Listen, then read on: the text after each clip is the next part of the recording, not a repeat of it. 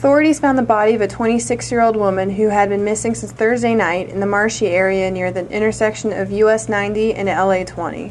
After they launched the airboat, about 15 minutes later, they actually discovered Miss Stewart in about a foot of water next to the Highway 90 overpass. A cause has not been determined in Meryl Stewart's death, but authorities suspect foul play given the condition and location of her body.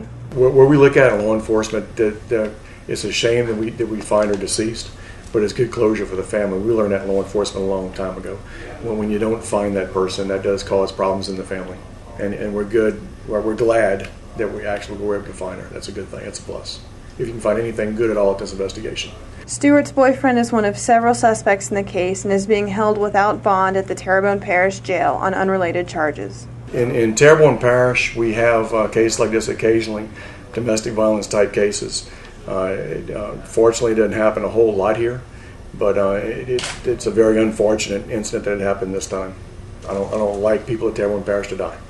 I don't, at all. Never want that to happen. Very unfortunate incident.